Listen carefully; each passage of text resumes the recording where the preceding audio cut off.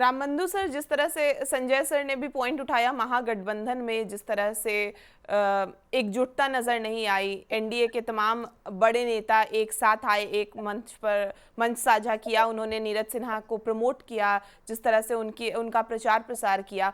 लेकिन जब हम यहाँ देखें, आरजेडी की उम्मीदवार को देखें, तो वो आरजेडी की ही उम्मीदवार नजर आई, वो महागठबंधन की उम्मीदवार नहीं नजर नहीं आई रेखा गुप्ता। जिस तरह से और कई जगह लोकल लोग ये भी कह रहे थे कि कई प्रशांत किशोर के जितने जनसुराज के कार्यकर्ता थे, कई लोग आसपास आ रहे थे और मिल रहे थे और कह रहे थे कि कांग्रेस को जो है वो प्रशांत किशोर को कांग्रेस सपोर्ट कर रही है। जिस तरह से आपस में बात हो रही थी, तो इसका असर भी क्या दिखेगा? देखिए, रेखा गुप्ता की जब उम्मीदवारी की घोषणा हुई थी, तब तो आरजेडी के दो चर्चित नेता भाई वीरेंद्र और सुरेंद्र यादव, इन लोगों की टिप्पणी ऐसी थी जैसे मानो वो खुश नहीं है। तो ये आरजेडी की नहीं, शुरुआती दौर में तो ऐसे लग रहा था जैसे मानो वो कहीं आरजेडी के सिंबल पे और अकेले आगे हैं चुनाव प्रचार में। उनके साथ कोई वैसा भी नेता आरजेडी का नहीं था। तो शुरुआती ढंग से जिस और रेखा गुप्ता के जो प्रचार की जो शैली थी, वो भी कई दिनों तक बेहद ही उदासीन थी। रेखा गुप्ता की जो गाड़ी थी उस पे आरजेडी के झंडे नहीं थे। पत्रकार उनसे सवाल किए कि आरजेडी के झंडे की जगह जय श्री राम का एक झंडा है, तो उन्होंने उसका जवाब दिया कि मेरे दिल में जय श्री राम रहते हैं।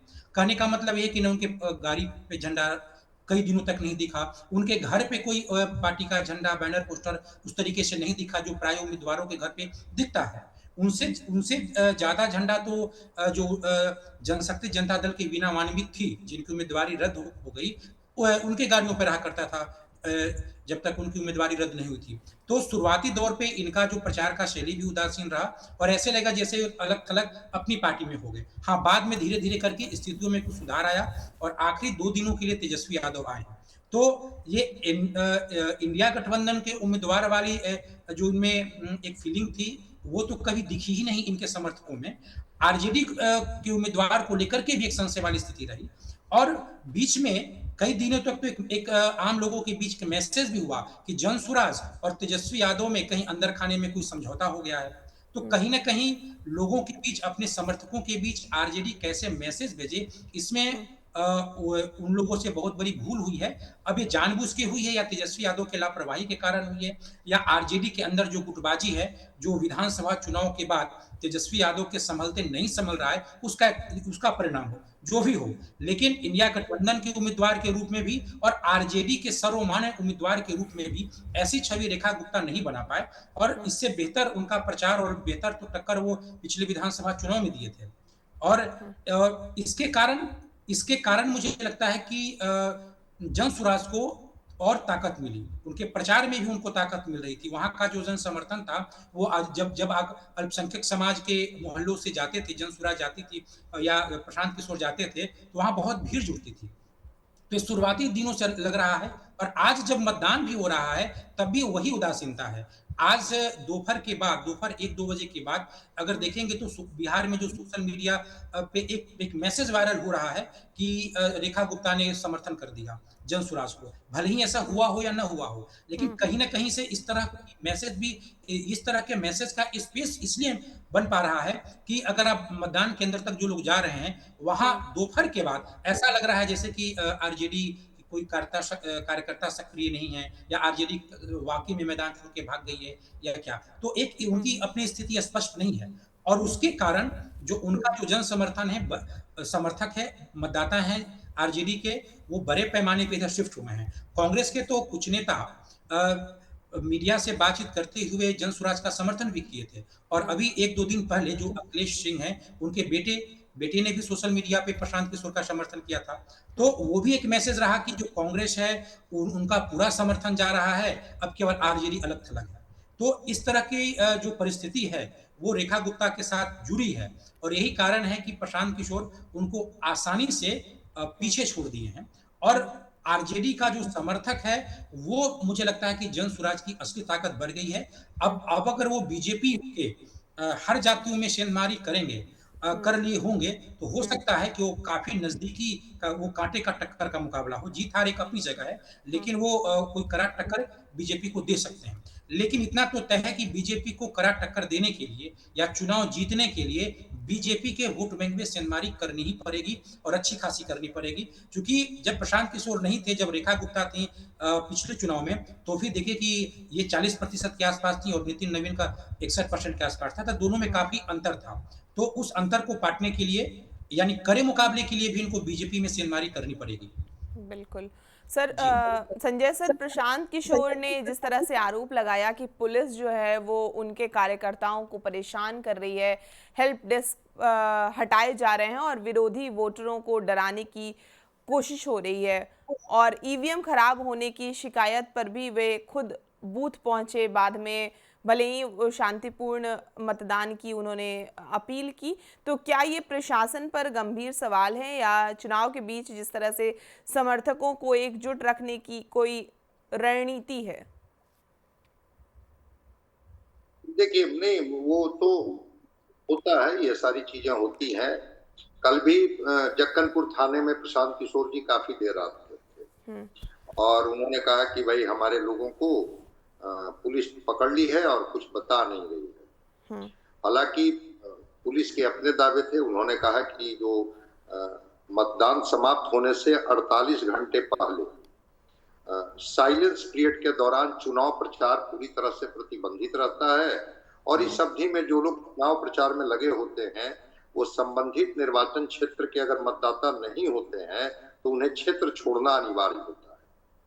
तो पटना पुलिस ने कहा कि भाई ये नियमित जांच और सत्यापन अभियान के पार्ट है और इसी के दौरान जो कुछ बाहरी जिले के लोग थे जो निर्वाचन क्षेत्र में मौजूद पाए गए थे, जांच उपरांत उनको शामिल होने के संकेत मिले और चुनाव आयोग के दिशा निर्देशों एवं कानून व्यवस्था बनाए रखने के उद्देश्य से उन्होंने प्रिवेंटिव हिरासत में लिया। कहा कि कोई राजनीतिक दल या व्यक्ति को निशाना बनाना पुलिस का उद्देश्य नहीं था, बल्कि निष्पक्ष, शांतिपूर्ण और भयमुक्त मतदान सुनिश्चित करने के लिए ये कार्रवाई की गई थी। ये प्रेस विज्ञप्ति है और उसमें कहा पुलिस ने कि ये तो प्रशासन चुनाव आयोग के निर्देश को पालन करना और कानून व्यवस्था बनाए रखना ये तो उनकी प्रतिबद्धता है। आज भी प्रशांत किशोर जी ने कहा एसएचओ के बारे में जो आप बता रही हैं कि वो आरोप लगाए कि हमारे जो वोटर हैं उनको एक तरह से वो प्रताड़ित कर रहे हैं या भगा रहे हैं। वो कुछ क्लिपिंग्स भी आए थे और देखिए बीजेपी के कार्यकर्ता हैं उनको कुछ नहीं कर रहे। इस तरह के आरोप प्रत्यारोप चुनाव में लगते हैं, वो भगा दें, वो रखें, लेकिन किसी के वोटिंग राइट्स को कोई कैसे छीन सकता है? वो निर्वाचन आयोग जब चुनाव के समय में निर्वाचन आयोग सारे दिशा निर्देश जारी करती है तो फिर पार्टियों का कोई महत्व बहुत नहीं रह जाता। फिर तो वो सारी चीजें गाइड होती है जो उनके निर्वाचन पदाधिकारी होते हैं उनसे। हाँ, प्रशांत किशोर ने जरूर ये आरोप लगाया है और ईवीएम की जहां तक बात है तो ईवीएम तो इस तरह की चीजें होती है, वो तो एक्स्ट्रा ईवीएम रखे ही गए थे, वीवीपैट भी एक्स्ट्रा रखे गए थे, ईवीएम भी रखे गए थे कि ईवीएम में गड़बड़ी की अगर शिकायतें आती हैं तो उसको आप बदल दीजिए। तो ये टेक्निकल पार्ट है। इस टेक्निकल पार्ट में ऐसा कुछ नहीं है कि ये पहली बात, जब चुनाव भी होते हैं तो उसमें भी ईवीएम की गड़बड़ी की खबरें आती हैं और फिर दूसरा ईवीएम भेजा जाता है और स्ट्रॉन्ग रूम में ऑलरेडी रखा जाता है। इस बार भी ईवीएम था, एक्स्ट्रा ईवीएम था, उसकी खबरें भी आई थी बाहर। यहाँ हमारे पास काफी पर्याप्त मात्रा में और भी ईवीएम है, अगर उसकी में कोई तकनीकी फॉल्ट हमें मिलता है, शिकायत आती है तो हम लोग दूसरा ईवीएम का प्रयोग कर लेंगे। तो ये तो इस तरह की चीजें होती हैं, प्रशांत किशोर जी कह सकते हैं और प्रशासन निर्वाचन आयोग के इंस्ट्रक्शन की बात करती है कि नहीं, हम तो निर्वाचन आयोग से बिल्कुल पारदर्शी तरीके से किसी भी तरह से कोई भेदभाव जैसी बात आप आरोप लगाने के लिए तो कोई भी लोग स्वतंत्र हैं, लेकिन हम ऐसा कोई भेदभाव नहीं करते हैं।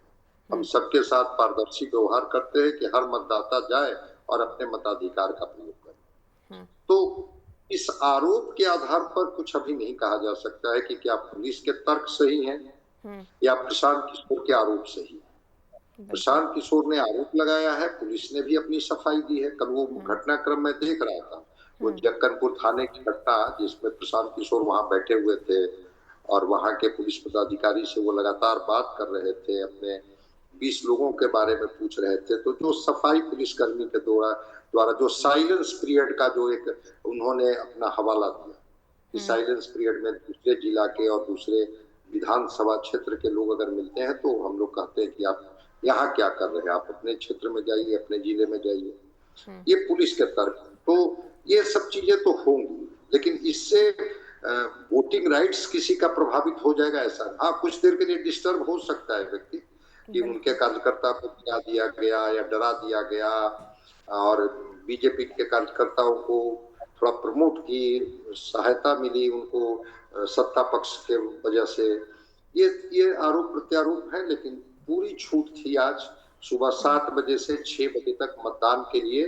कोई कभी भी आकर के अपना ईवीएम पर बटन दबा सकता है जिनको भी वो पसंद करता है। इसलिए इस आरोप के आधार पर कुछ नहीं अभी कहा जा सकता है कि प्रशांत किशोर के आरोप में कितना दम है, और जो प्रशासन जो कह रही है कि ऐसा कुछ नहीं है। हम तो पूरी तरह से चुनाव आयोग से निर्देशित होते हैं, इसलिए हम किसी के कार्यकर्ता को क्यों भगाएंगे और किन्हीं के कार्यकर्ताओं को क्यों कहेंगे कि आप एक भीड़ के रूप में एक जगह इकट्ठा होइए, ऐसा मैं नहीं करता हूँ। दोनों के अपने अपने तर्क हैं और चुनाव में इस तरह के दृश्य देखने को मिलते हैं। बिल्कुल।